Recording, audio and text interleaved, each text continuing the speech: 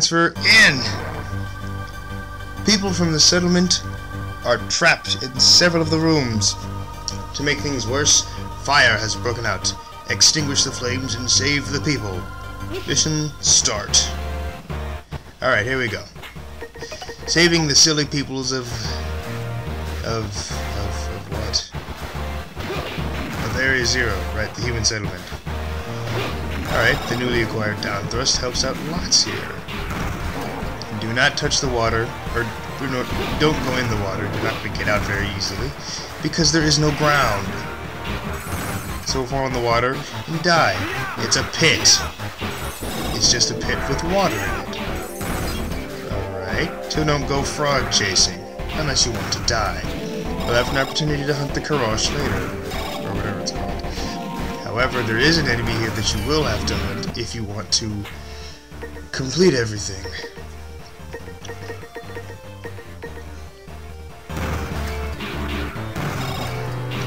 That enemy is coming up soon as you reach the settlement. This little annoying thing here, the Molo.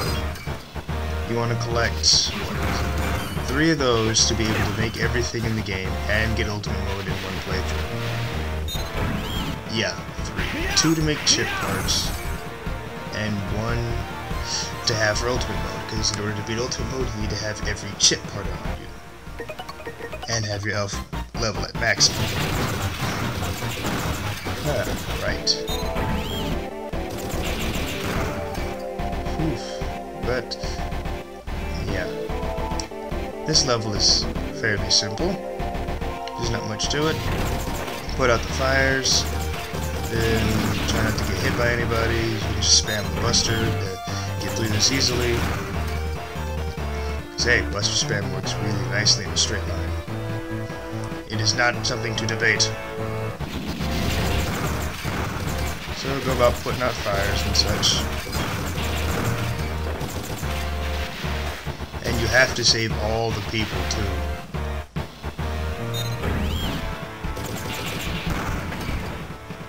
But you don't need to put out any more fires after this. What you may want to do though, is gather some Moloid pieces. Remember, you need 3 if you plan on doing everything. If not, then don't worry about it. And this is easy. Yeah. You don't take too many shots to kill. And what I've learned is +1 to Saber, Buster, and Knuckle, it only really affects the Buster most. The Saber and the Knuckle don't need it too badly. Because the Knuckle, it doesn't do much as is. Probably won't be using it unless you like being called a boxer. And the Saber is strong enough as is. But anyway, after collecting everything you want to collect, talk to the little kid. I think as a boy. I think it was described as a boy. I think it was described as a guy. The little guy. Yeah. Anyway, and so now we go further.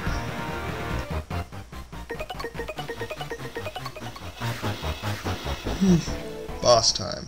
And the boss is Kraft. Kraft has his own background theme. Remember that? That means he's dangerous. And let's see here. Kraft worked for Neo Arcadia. He used to fight for humanity, and now he's working with Wild to blow things up. Why? Because Kraft believes it's the right decision. There's no other choice. No matter how human-like Reploids may be, they're still machines, and thus they cannot comprehend certain human issues. But now we fight Kraft. He uses lots of explosives, but a lot of his attacks hit splash. With the right timing, you can dash under the laser and not get hit by it. Do not get stabbed by that. That hits multiple times, not once. Because my rank is high enough, I qualify for the use EX skill. Not to mention doing horrible in this fight. And this is EX skill in this fight. He does that. Do your best not to get hit by it. Kraft is a rather tricky fellow. He's fast. His attacks have interesting ranges on them. Oh, well, I actually kind of like this guy. It's a kind of cool boss mode. He has his own background music for fighting. Okay, stage complete. That was nice. Could I have done it better? As always, yes, I could have. Do I care? No. Because I ultimately finished the game with a rank A, I think. Yeah, with a rank of A. But Kraft's not fighting us with his full power. Excuse me. If it wasn't completely obvious, we're probably going to have to fight Kraft again. Of course we're going to fight Kraft again. Why would we not fight Kraft again? Because Kraft has not blown up. Kraft's still standing. Nice and tall. Well, he may not be standing tall, but he's at least here. And these two are about to slit each other's throats. But a certain someone shows up at the last moment and says Kraft is an idiot and Zero is just as filthy as Weil. Ugh. She's too judgmental, if you ask me. You should just accept the fact that war is a natural aspect of humanity. The Reploids may be fighting the war, but the humans are the one who started it. That's the way it's always been. Even since Wily was around, back in the classic series. Except it was just regular old robots back then. But the robots are all fighting because Wily was the madman, sent out robots to go break stuff in his bid for world domination. Fast forward to Reploids, and of course, human intelligence, they start acting funny. Yep. They start acting funny. They don't feel like being so subservient as the oh-so-simple robots were. Robots have to follow orders. They can't do anything else. Reploids can think for themselves. They're like mechanical people.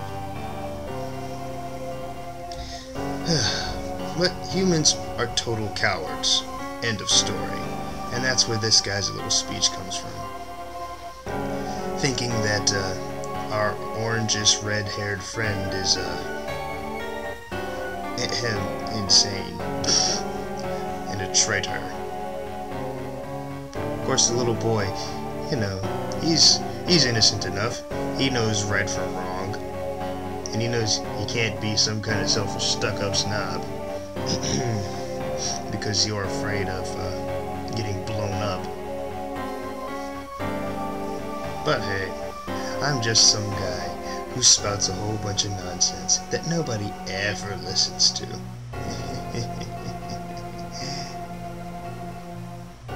Right?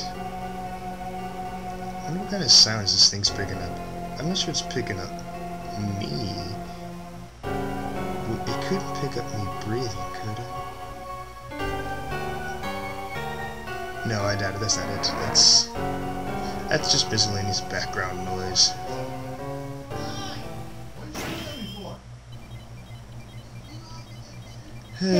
What are they doing out there? Noisy, noisy, noisy. Why must they be so noisy? Anyway, we have another mission to go to, and you might as well consider it forced because there's nothing you can do. So, I'll see you in the next part, where we go to prison.